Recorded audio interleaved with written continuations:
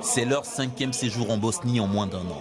Retour à Sarajevo pour ces enquêteurs français aux allures de détectives privés, mandatés par des avocats américains, par 5600 familles, les proches des victimes du 11 septembre.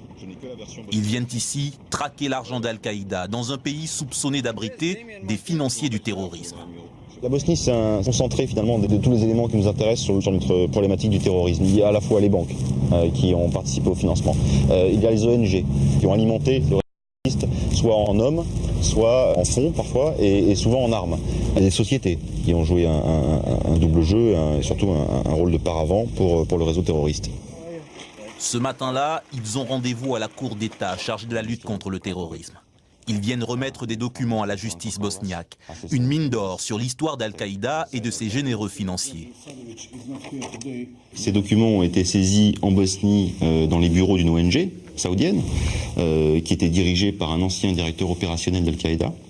Dans ces documents, il y a notamment ce qu'on appelle la Golden Chain. La Golden Chain, c'est la liste des principaux soutiens financiers d'Al-Qaïda. Voici l'original en arabe de cette liste authentifiée et traduite par le FBI.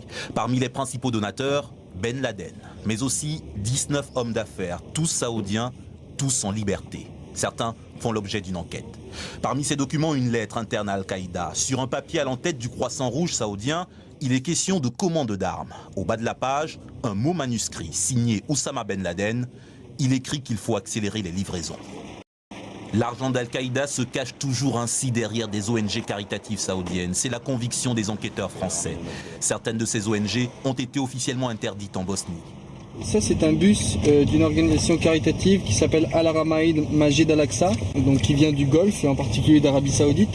Ce type d'organisation a pu faciliter le transfert de fonds à des groupes terroristes, en particulier Al-Qaïda.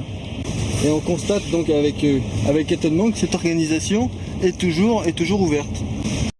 Les bus d'Al-Haramein font du ramassage scolaire dans les rues de Sarajevo. Pourtant, l'un des dirigeants présumés de l'association est considéré comme un cofondateur d'Al-Qaïda.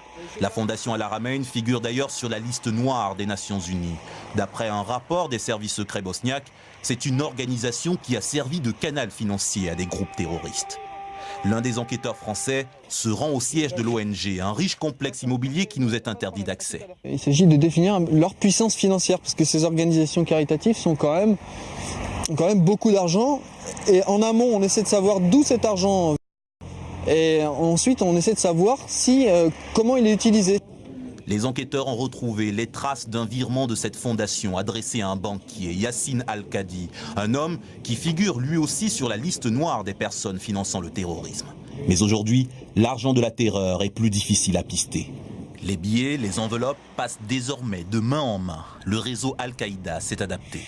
Pour l'instant, cette traque mondiale donne des résultats modestes, à peine 200 millions de dollars saisis ou gelés. La faute au manque de coopération internationale. Pour eux, la guerre financière contre le terrorisme ne fait que commencer.